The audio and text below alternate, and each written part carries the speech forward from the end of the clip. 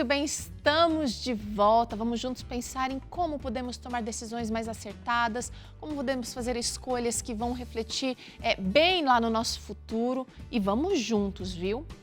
Bom, a gente faz as nossas escolhas e as nossas escolhas acabam fazendo a nossa vida. Se a gente para pensar, por exemplo, as escolhas estão presentes tanto nas pequenas como também nas grandes situações e em todos os momentos do nosso dia. Você precisa escolher, por exemplo, o que você vai comer daqui a pouco ou o que você precisa deixar de comer. Pequenas escolhas, mas que geram resultados ou impactos muito grandes na nossa vida. E fazer escolhas conscientes e alinhadas também com os nossos verdadeiros valores e desejos mais profundos em busca de um trabalho e uma vida com mais propósito é de fato uma escolha de sucesso. E olha, para sermos mais assertivos, nós vamos conversar hoje com o Derson Lopes Júnior, que é PhD, professor e autor na área de liderança, projetos e produtividade. Estou feliz de estar fazendo essa conversa com ele hoje. Dr. Derson, tudo bem? Tudo bem, boa tarde, muito bom estar com vocês. Doutor, a gente, quando para pensar nas escolhas, realmente tem gente que começa a se arrepender, né? Começa a pensar, olha, não devia ter feito isso, como eu agi errado. Quando a gente reconhece que a ação não foi a melhor das melhores, aí até que vai, porque já era aprendizado. Mas e quando a gente se acha estúpido também, ou se acha incapaz, aí é que é o problema. Porque daí a gente fica, como eu falei aqui no comecinho do programa, paralisado, sem ação, sem movimento, sem correção da nossa rota. Fala pra gente, doutor, qual a importância de se fazer boas escolhas? Esse é um assunto muito profundo, porque a primeira coisa importante que a gente precisa ter em mente é que nós somos livres para tomar as escolhas que nós quisermos, mas somos sempre escravos das consequências das nossas escolhas. É um paradoxo um pouco interessante, porque a escolha é sua, mas você não pode escolher a consequência sempre da sua escolha. Por isso que nós temos um alto nível de ansiedade, de preocupação na hora de tomar decisões, porque algumas consequências dessas escolhas, elas são evidentes, elas estão à nossa frente, fáceis de serem identificadas, porém outras nós não temos como saber exatamente qual vai ser o próximo passo. É uma decisão meio às cegas, a gente toma a decisão e fica esperando pela consequência, tanto que existem hoje alguns jogos, né, de computador, etc., que ajudam as pessoas a ficarem tomando decisões e observando esses resultados, porque é da própria natureza do ser humano. Agora, as escolhas fazem parte do nosso dia, todos os dias, e cada escolha que a gente toma vai nos direcionando para algum lugar e vai também nos afastando de outros. Por isso, elas são tão fundamentais em nossa vida. Agora, nesse processo todo, a gente percebe que com o tempo a gente vai ficando um pouquinho melhor, né? Mas algumas pessoas parece que não conseguem amadurecer, não conseguem não tem, de repente, o autoconhecimento para tomar decisões assertivas. Fala um pouquinho para a gente dessa importância de se autoconhecer, de se autoanalisar também antes de tomar uma decisão importante. Ótimo. Existe um livro muito bom sobre tomadas de decisão chamado Rápido e Devagar. O autor é Daniel Kahneman, ele inclusive ganhou um prêmio Nobel por causa desse estudo dele que gerou o livro posteriormente, onde ele analisa duas formas de tomadas de decisão. Então, a tomada de decisão rápida, que ele chama, é a tomada de decisão mais instintiva, é aquela que a gente segue os impulsos internos, a emoção, aquilo que está envolvendo o nosso redor. E a tomada de decisão mais devagar é aquela que nós consideramos todos os cenários, o contexto lógico, as informações que estão à nossa disposição antes de tomar decisão. Algumas pessoas, elas tendem a valorizar mais um ou outro desses dois lados, embora existam pessoas que tomem decisões diferentes conforme a situação que ela está envolvida. Ela pode ter mais tendência para um tipo de decisão em diferentes casos. Por exemplo, tem gente que quando o assunto é pessoal, familiar, ele vai mais para esse estilo mais rápido. Quando é uma decisão profissional, ele costuma ser mais racional. Mas essa lógica nem sempre acontece. Então, o autoconhecimento ele é muito importante porque eu preciso aprender, a partir das minhas escolhas e consequências, qual é o meu processo decisório, identificar esse processo decisório e aprender a utilizá-lo a meu favor. Então, o que eu quero dizer com isso? Que eu não posso me tornar uma máquina de tomar decisões, porque nem todas as decisões podem ser tomadas de maneira 100% racional. Elas envolvem pessoas, envolvem sentimentos e elas precisam ser consideradas de maneira mais intuitiva. Por outro lado, eu não posso também me tornar um ser 100% trabalhando com o meu instinto, que eu deixo de lado a minha racionalidade. Então, o autoconhecimento ele deve ser confrontado com as situações nas quais eu estou envolvido, para que assim eu tenha decisões mais assertivas e que estejam mais relacionadas com aquilo que eu quero para a minha vida. Interessante, doutor. E agora é o seguinte, 2020 foi um ano muito atípico para muitos de nós. A gente teve que lidar com algumas questões que talvez a gente tenha escondido, ou tenha ignorado, ou não tenha encarado de frente, como morte, como doença, como família, como decisões o tempo inteiro, né? Ir, ficar, enfim. 2020 foi um ano difícil e muitas pessoas podem estar sentindo um certo vazio diante de uma decisão errada. E pode ser até uma decisão pequena, uma decisão que não envolva tanta mudança de vida, mas foi um passo errado. Como é que a gente lida com esse sentimento de vazio para que a gente cresça, para que isso gere um resultado? Para que 2021, mesmo com os desafios que ele vai trazer, seja um ano que eu tenha mais maturidade para encarar, para fazer escolhas melhores. É muito boa a sua pergunta. Quando a gente pensa sobre isso, tem um autor chamado John Maxwell que ele diz assim: eu nunca erro, né? Ou eu acerto ou eu aprendo. Então, de uma certa forma, as decisões erradas que nós tomamos, elas podem servir de grande aprendizado para nós. Claro, eu não estou falando aqui de decisões de alto impacto para a minha vida, para a minha saúde, que muitas vezes elas podem até ser irreversíveis. Mas em decisões do dia a dia, decisões profissionais ou decisões de mudanças, é normal que nós tenhamos sentimento de insegurança e ansiedade antes das decisões e também sentimentos de frustração quando os resultados dessa decisão não são aqueles que nós gostaríamos. Então, eu acho que vale a pena a gente separar esse sentimento que você citou em dois tipos. Um é uma frustração que não necessariamente tem a ver com eu ter errado a minha escolha, mas talvez com o fato de que as consequências, os resultados dessa escolha não foram exatamente aqueles que eu esperava. Nesse caso, nós precisamos calibrar a nossa expectativa. Então, o aprendizado aqui é entender o seguinte, que nem sempre os resultados ou as consequências vão atender às minhas expectativas. Não é que a minha decisão foi ruim ou foi errada, mas eu atribuí expectativas elevadas demais para aquela decisão. E agora eu estou lidando com a frustração de não ter os resultados tão profundos.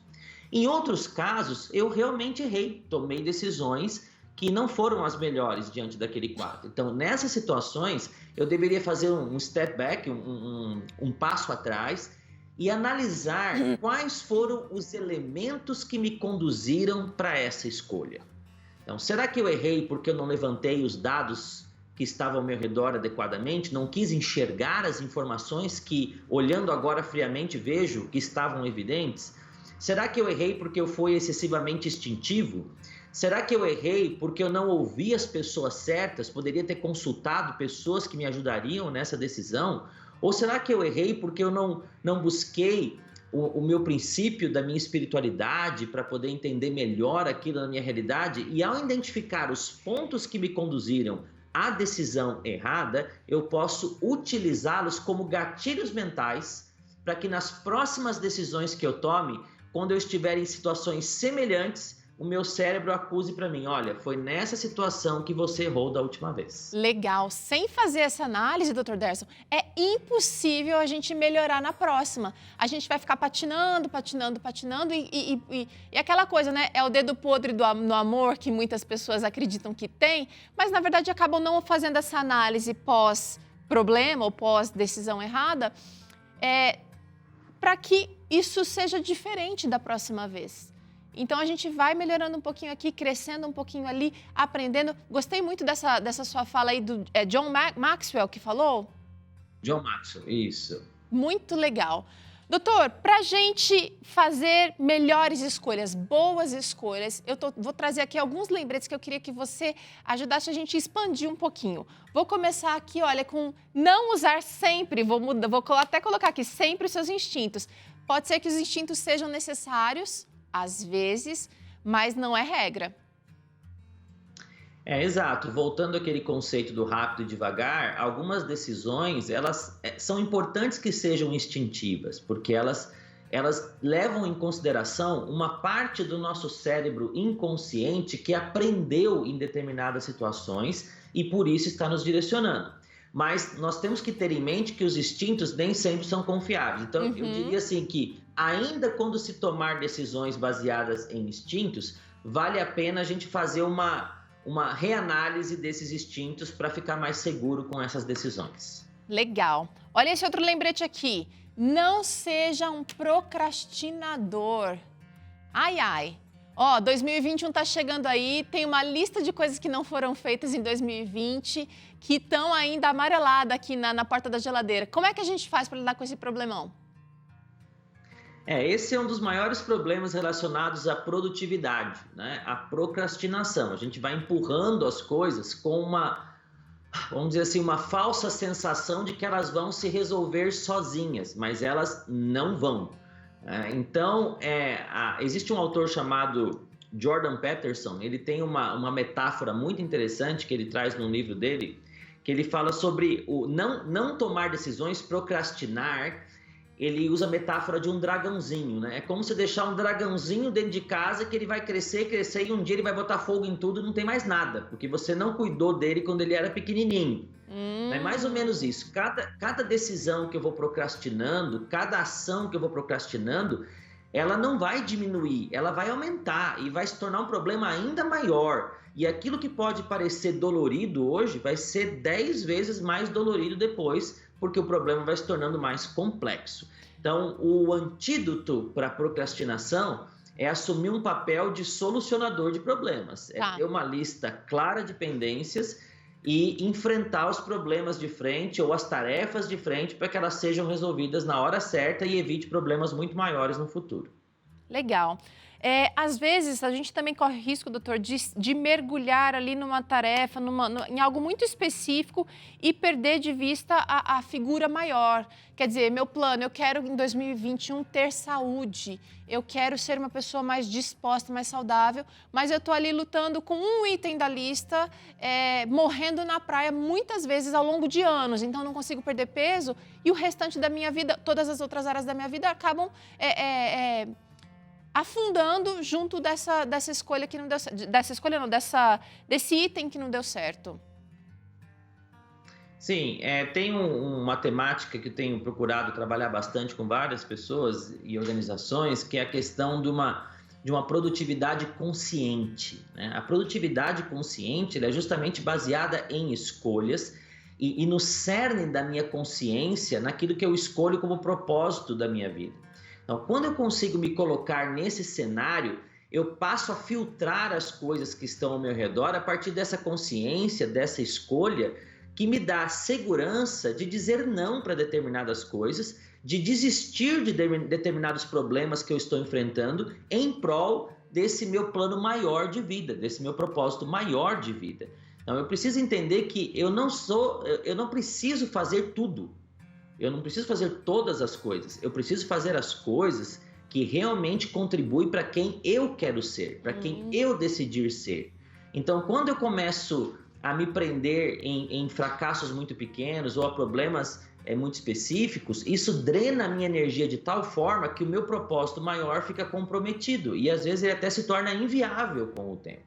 Então, eu deveria me perguntar o seguinte: o quanto esse problema que eu estou enfrentando, essa situação, ela contribui ou atrapalha o meu propósito? Será que vale a pena eu continuar dedicando energia para ela? Será que, na verdade, eu não estou colocando coisas pequenas, pedrinhas no meu dia a dia que estão me afastando das pedras maiores, que têm muito mais significado para aquilo que eu quero construir como ser humano? Então, esse questionamento vai me fazer priorizar aquelas atividades que são mais importantes para o meu propósito de vida e para o legado que eu tenho a construir. Nossa, muito legal pensar dessa maneira. Olha essa dica aqui, doutor, esse lembrete, não padronizar. Então, a gente está dando várias dicas aqui, mas cada caso é um caso. Um dos erros assim, muito comuns que a gente vê no dia a dia é que as pessoas pegam um livro, por exemplo, e alguns pelo menos leem o livro inteiro, mas outros nem isso fazem. Pegam um resumo de um livro que tem 10 dicas para alguma coisa, tem uma estrutura para ser aplicado e sai aplicando na vida deles sem nenhum tipo de reflexão, sem considerar o contexto em que aquilo foi escrito, qual o público-alvo, por que tem aquela proposta. E a gente trata como se todo tipo de proposta, de estratégia, de modo de vida fosse aplicado a qualquer pessoa. Então eu preciso entender, isso é muito comum inclusive no Brasil, porque a gente compra livros que foram escritos nos Estados Unidos, por exemplo, voltado para a cultura americana e sai aplicando aqui dentro na vida da gente e aquilo nem tem contexto para a nossa realidade. Então eu deveria filtrar tudo aquilo que chega até mim dentro de 3 parâmetros fundamentais. Primeiro, quem eu sou. Segundo, quem eu quero ser. E terceiro, a quem eu quero agradar e quero viver junto. Né? Quem são as pessoas importantes para mim? Então, quando eu filtro qualquer tipo de modelo ou solução nesses 3 itens, ele vai se tornando mais contextualizado à minha vida e relevante na minha vida.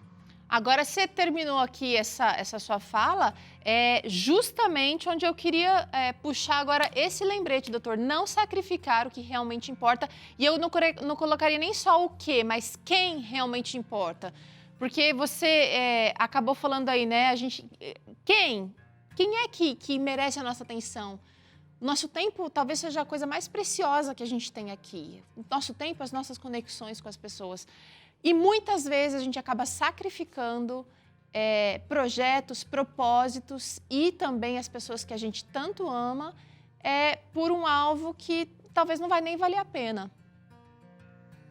Com certeza. É uma das coisas mais tristes que pode acontecer com uma pessoa, que infelizmente acontece com muitas, é depois de um longo tempo de vida, olhar no espelho e se arrepender de quem ela foi. Né? E carregar um peso pelo que ela construiu, não ter orgulho, um orgulho saudável da sua trajetória. E as pessoas que passam por isso, eu tive oportunidade, não vou nem dizer que é uma oportunidade no sentido positivo, né? Mas eu estive ao lado de algumas pessoas nos últimos momentos de suas vidas, né? E é triste perceber aquelas que estão naquele momento final com a frustração profunda de quem elas foram. E, por outro lado, outros que estão extremamente felizes, não porque estão deixando a sua vida, mas porque estão satisfeitos com aquilo que eles construíram.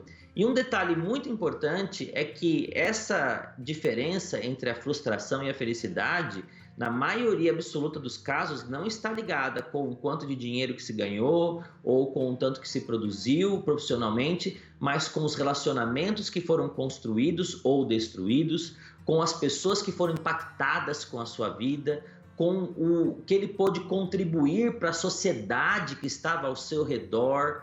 Eu me lembro de um caso assim, muito icônico, foi muito forte para mim, que a pessoa diz assim: você sabe por que eu estou sozinha aqui hoje nesse hospital? É porque a minha vida inteira eu deixei sozinhas as pessoas a quem eu amava. E agora elas também não estão aqui comigo. Então, as nossas escolhas, voltando ao início da nossa conversa, elas vão construindo quem nós somos e quem está ao nosso redor. E em alguns momentos não dá mais para voltar atrás para corrigir aquilo que aconteceu durante uma vida inteira.